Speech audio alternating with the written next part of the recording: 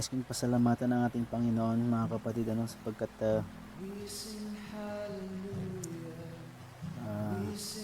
siya ang nagbigay ng kalakasan sa akin. At maraming salamat, mga kapatid, sa inyong mga prayers, mga tulong. Amen. Purihin po ang Panginoon.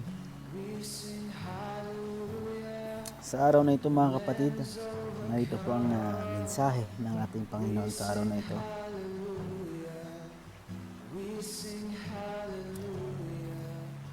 Ito yung aking pinamagatang God's purpose o God's plan. Ang ating scripture ay matatagpuan sa Book of Romans chapter 8 verse 28. Ito po ang sinasabi: alam nating sa lahat ng bagay, ang Diyos ay gumagawang kasama ang mga nagmamahal sa Kanya, ang mga tinawag ayon sa Kanyang panukala sa kanilang ikabubuti. Amen.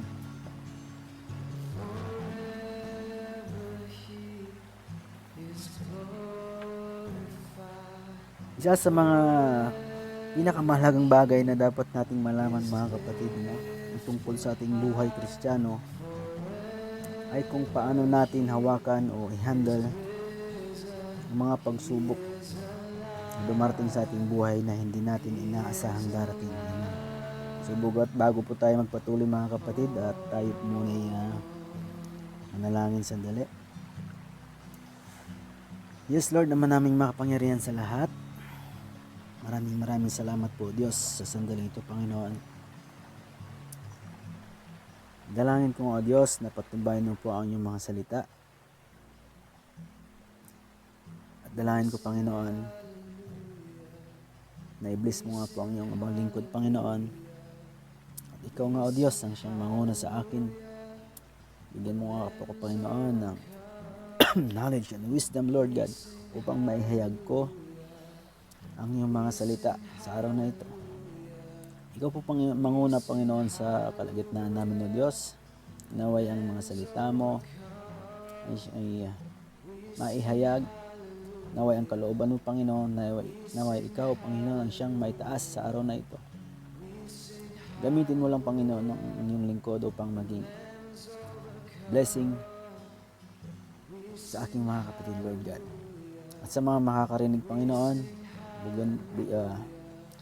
buksan mo po, Panginoon, ang aming mga spiritual ears,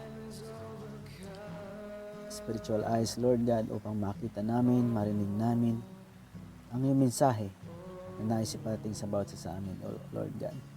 Maraming salamat po, Diyos. Ito po ang aming mga samo at dalangin sa pangalan ng aming Panginoong Hesus. Amen and amen. So pagpatuloy natin, mga kapatid, sa Mateo chapter 13 verses 20 hanggang 21, ipinaliwanag ni Jesus sa isang talinghaga ng mga hasik, na napag-aralan din natin itong mga nakaraang Fridays sa turo ng ating butihing pastor kay Kuya P. Amen. Sabi ay may ilang mga tumanggap ng salita ng may kagalakan, ngunit ang kanilang pananampalataya ay pansamantala lamang. Kapag ang pag-uusig dahil sa salita ay tumama, agad silang nahuhulog. Hindi nila inaasahan ang pagdurusa o hindi nila inaiintindihan kung paano ito hawakan. Amen. Kaya nga may mga tao, mga kapatid, na nakafocus lang sa tagumpay, at hindi sa paghihirap, hindi sa kahirapan. Gusto lang nila ay kasaganahan at hindi kahirapan. Kaya't nang dumating ang pagsubok, sila ay nahulog o nag-fail. Kaya nga mahalaga po sa atin, para sa ating spiritual na kaligtasan, na alamin ang mga itinuturo ng Biblia. Amen. Ang Romans 8:28 ay alam ko mga kapatid na karamihan sa atin ay halos lahat ng mga Kristiyano ay familiar na sa verse na ito, ano? Naging favorite nga ng karamihan sa atin ang verse na ito. Amen. Maraming version, maraming pagsasalin sa Biblia, iba't ibang pagsasalin pero may iba't ibang mga version. Pero isa lang ang kahulugan nito. Amen. Ang lahat ng bagay ay hindi lamang nangyayari para sa kanyang sariling ikabubuti, ngunit ang Diyos ay gumagawa sa lahat ng bagay na magkasama para sa kaibubuti ng kanyang bayan ayon sa kanyang layunin, ayon sa kanyang purpose, ayon sa kanyang plano. Ngayon, ang tanong, paano natin malalaman ang kanyang layunin sa atin? And kaya nga sa araw nito mga kapatid, pag-aralan natin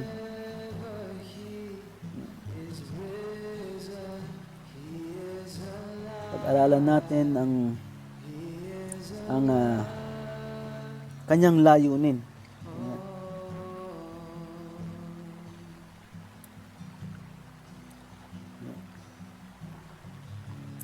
Sa aking pagbabasa mga kapatid, meron akong ditong maisulat na pag-aaralan natin sa araw na ito, yung 4 na katotohanan sa kanyang mga layunin sa atin tungkol sa ating scripture na sa Romans 8:28.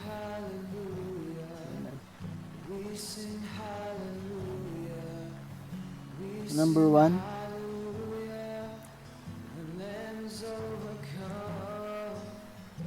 ang Diyos ay may walang hanggang layunin at gagawin at tatapusin niya ang kanyang layunin. Amen.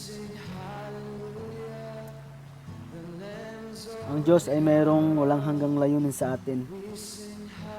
At ang maganda nito mga kapatid, ay tatapusin niya ang layunin ito sa atin. Amen. Kung walang purpose o layunin ng Diyos sa iyo, sa atin, sinisiguro ko sa inyo mga kapatid, na wala tayo sa ating pinatatayuan ngayon. O wala tayo ngayon sa ating pinalalagyan o kung saan man tayo naroon. Ano man ang kalagayan natin ngayon, amen, alalahanin natin kumikilos ang Diyos ayon sa kanyang layunin. Pero bakit naghihirap ako ngayon? Maaring natanong natin sa ating mga sarili, kung may purpose ang Diyos sa akin, bakit ako naghihirap ngayon? Bakit ang dami kong pagsubok?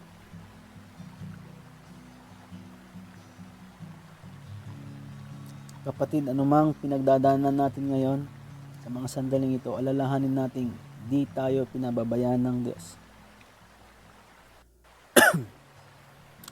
Paano natin masasabing di tayo pinababayaan ng Diyos? Dahil walang makapipigil sa layunin ng Diyos sa atin.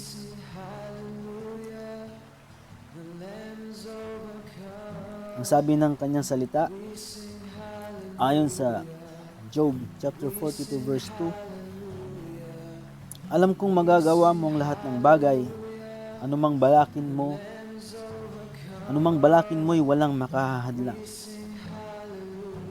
Ganun din ang sinabi sa Isaiah 14:24 mga kapatid, sinabi ni Yahweh, ang Diyos na makapangyarihan sa lahat, tandaan ninyo, mangyayari ang aking balak, matutupad ang aking pasya. Sinabi ng Diyos yan mga kapatid, kaya manalig lamang tayo sa Kanya, amen. Hayaan po natin siya ang humawak ng manibela sa biyahe natin. Hayaan natin siya ang mag-control sa ating buhay.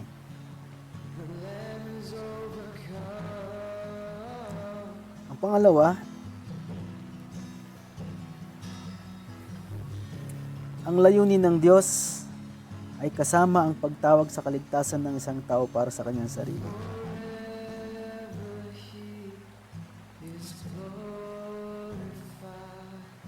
Kasama ang pagtawag sa kaligtasan ng isang tao para sa kanyang sarili. Amen.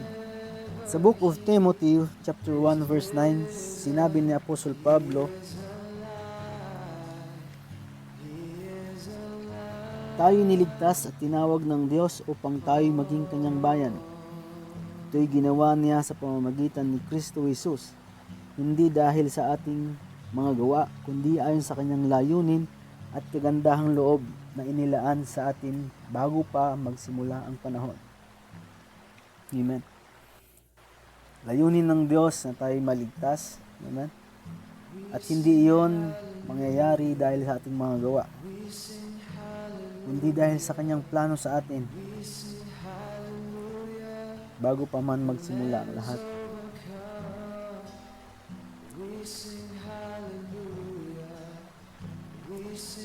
Wala pa tayo sa mundo, mga kapatid, kasama na tayo sa eternal purpose ng Diyos.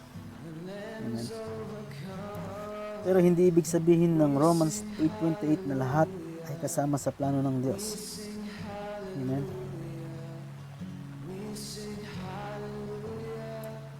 Sa mga taong hindi naniniwala sa Diyos ay hindi tinawag ayon sa kanyang layunin.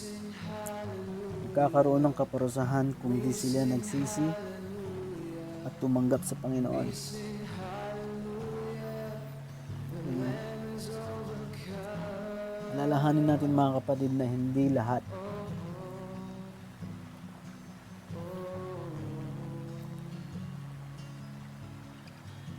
ay kasama sa plano ng Diyos. Tulad ng sinasabi sa 8:28, Hindi yun lamang mga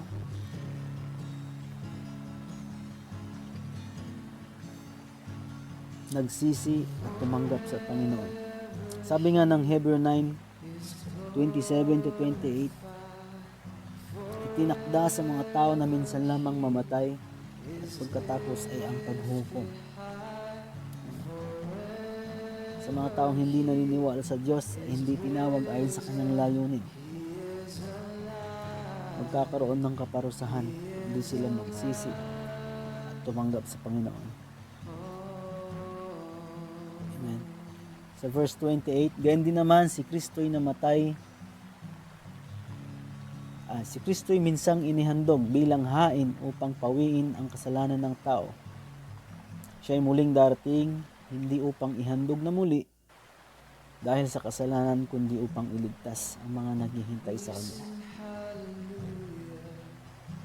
Amen. Kaya nga, ang sinasabi ng Romans 8:28, nakasama sa plano ng Diyos ay yung mga naghihintay sa Kanyang muling pagbabalik. Amen.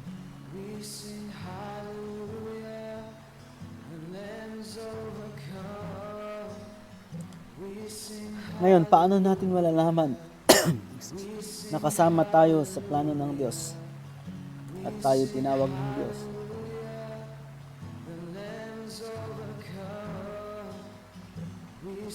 Paano natin malalaman na tayo ay kasama sa layunin ng Diyos?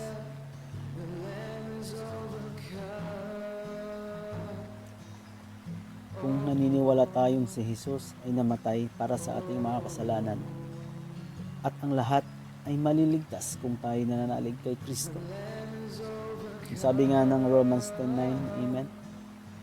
Kung ipinahayag ng iyong mga labi na si Jesus ay Panginoon at manalig ka ng buong puso na siya'y muling binuhay ng Diyos, maliligtas ka. Amen. Pangalawa, kung dati di tayo naniniwala sa Diyos, pero ngayon sabik ka ng makipag-usap, sabik na tayo makipag-usap sa Kanya, ating mga panalangin. Kung dati di tayo naniniwala sa Biblia, pero ngayon naniniwala na tayong ito ay Kanyang mga salita. Kung dati wala tayong pakialam sa ating mga ginagawa, masama man o mabuti, pero ngayon nagiging maingat na sa ating mga kinikilos, ating mga sinasabi, nagiging maingat na rin tayo sa ating mga iniisip. Amen.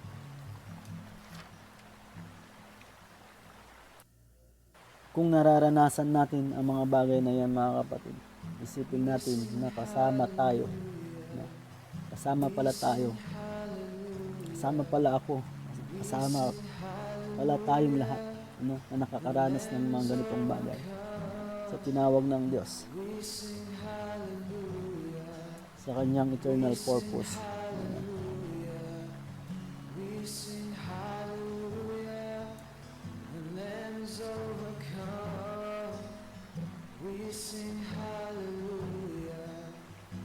Pangatlo,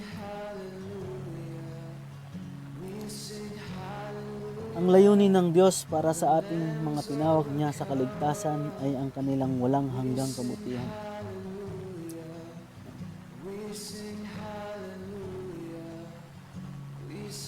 Para sa ating ikabubuti. Amen. Ang layunin ng Diyos para sa ating tinawag niya sa kaligtasan ay ang kanilang walang hanggang kabutihan.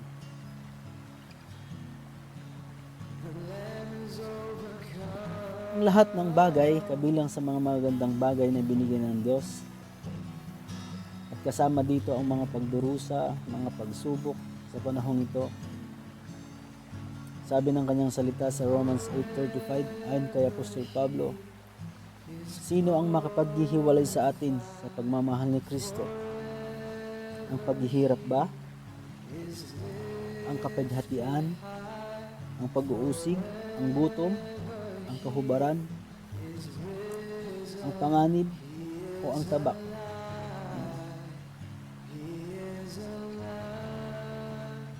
Ang tanong, ang kasalanan ba natin ay makakahadlang sa plano ng Diyos sa atin? Pati rin ba yung mga kanagawa nating mga kasalanan ay makapaghihiwalay sa atin kay Kristo?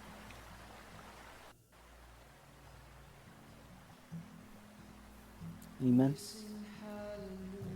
Ang sagot, hindi. Bakit? Kahit ang kasalanan natin ay di kayang pigilan sa layunin o sa plano o sa purpose ng Diyos sa atin.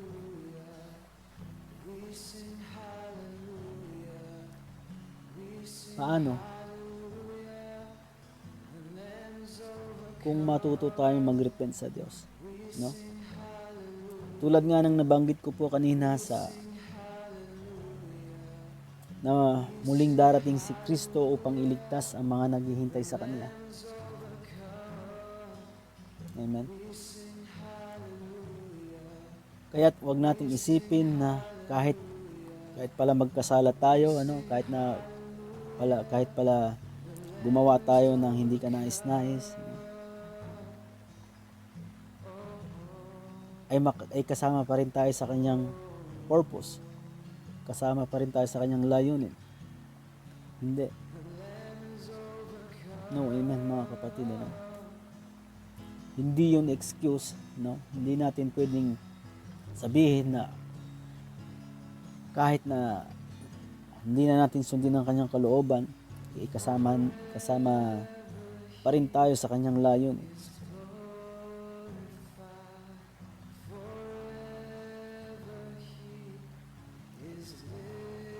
Ngunit kung tayo nagkasala, muling humingi ng kapatawaran at manalig sa Diyos, gagamitin ng Diyos ito upang tayo turuan na huwag manalig sa ating sarili. Amen. Ito gagamitin ng Diyos. Nagawa nating pagkakasala, yung mga pagkakamali natin,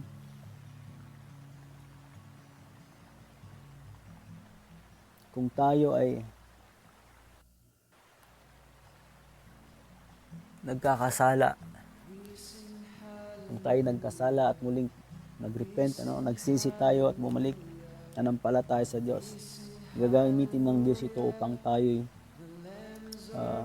turuan na manalig sa Kanya.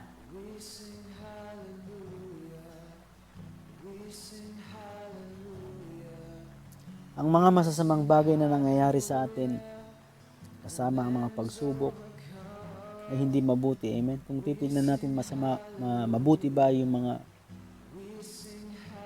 nangyayari sa atin. Isipin natin yung mga pagsubok, yung mga trials,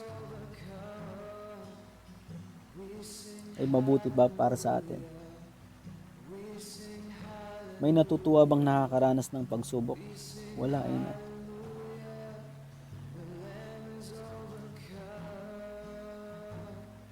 Ngunit kung tayo nagtitiwala sa Diyos, siya ay gagawa ng mga bagay para sa ating ikabubuti, para sa ating kabutihan.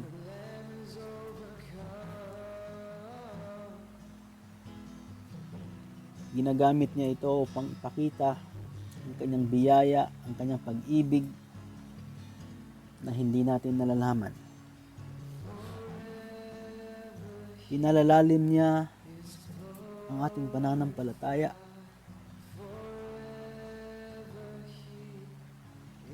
Gumagawa ang Diyos para sa ating pinakamagandang kabutihan. Amen.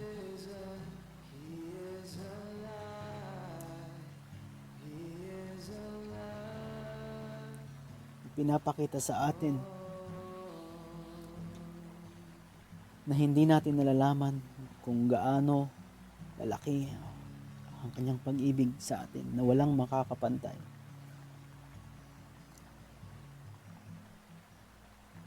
Upang matulad tayo sa imahe ng kanyang bugtong na anak. Ayon nga sa sinasabi sa Romans 8:29.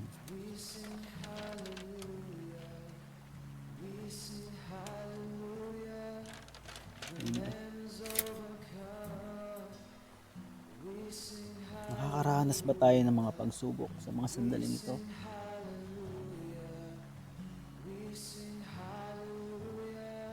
Kung hindi natin kilala ang Diyos,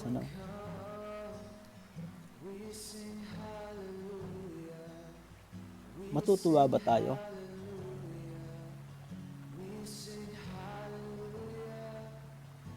Sa mga nararanasan hindi maganda sa ating buhay. Ngunit kung tayo nagtitiwala sa Diyos, alam nating siya'y gagawa. Alam nating siya'y gumagawa ng mga bagay para sa ating kabutihan.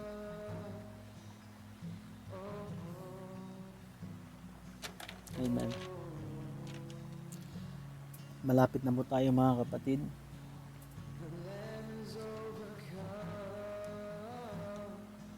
Pang-apat,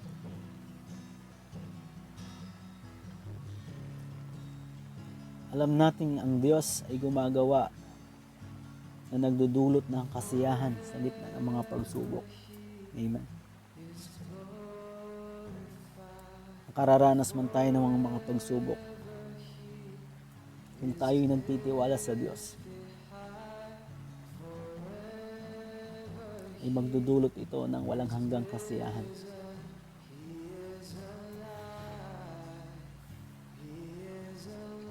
Amen. Ang tanong, bakit natin nalalaman ng Diyos ay gumagawa para sa ating kabubuti? Basahin natin muli mga kapatid sa ating scripture, sa unang sinabi ni Apostol Pablo na alam nating sa lahat ng bagay. Sinabi ni Apostol Pablo ang salitang alam natin. Quote unquote, alam natin.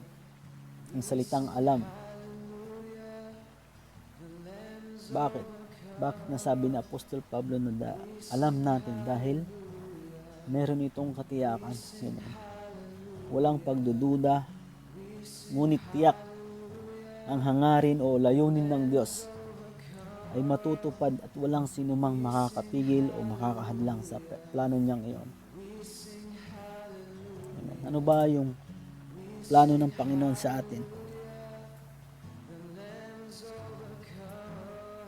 lagi nating sinasabi sa Jeremiah 29:11, ayon sa kanyang mga salita, "For I know the plans I have for you, declares the Lord, plans to prosper you and not to harm you, plans to give you hope and a future."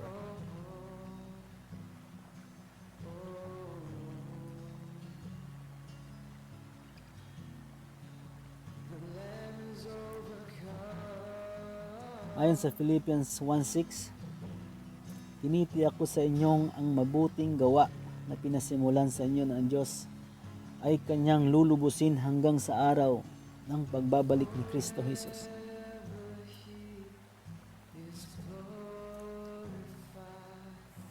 Amen. Sinabi at pangako ng Diyos yan para sa mga nagtitiwala at nagmamahal sa Kanya. Amen.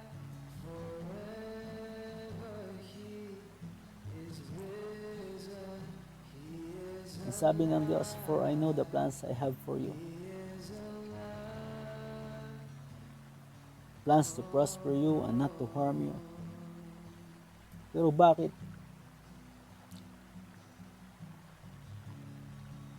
Feeling mo ay parang pinapabayaan ka ng Diyos.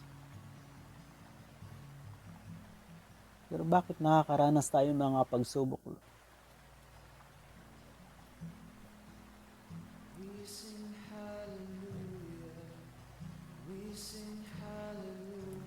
Alalahanin natin mga kapatid, ang mga pagsubok na yan ay ginagamit ng Diyos upang lalo tayong magtiwala sa Kanya.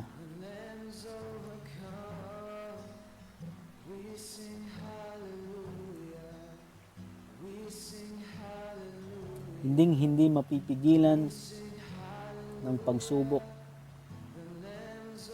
o ng kung sino man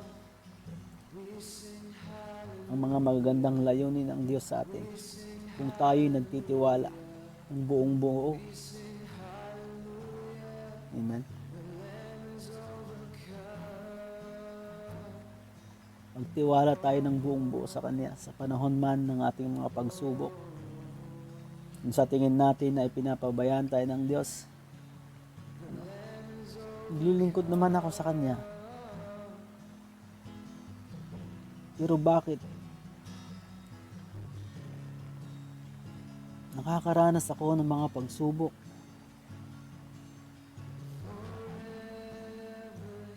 Tulad nga ng sinabi ko mga kapatid, ito'y ginagamit ng Diyos upang tayo turuan na manalig at magtiwala sa Kanya.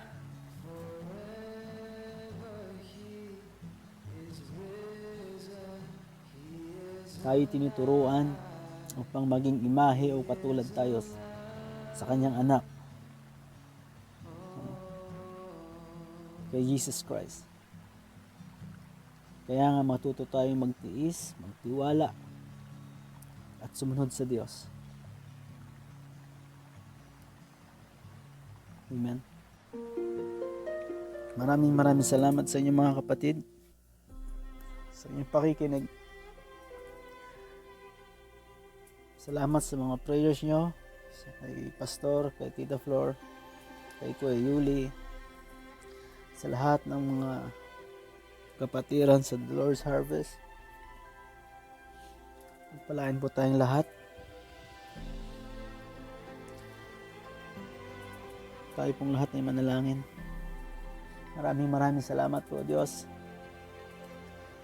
sa iyong salita sa araw na ito, Lord God.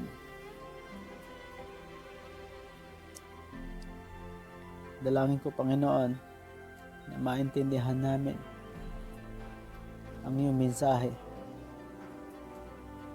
Tumimo nawa sa aming mga puso, Lord God, at may apply namin sa aming mga buhay. Turuan niyo kami, O Diyos, magtiwala at sumunod sa iyo.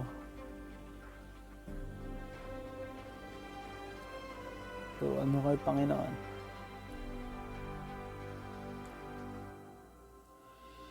upang sumunod sa iyong kalooban.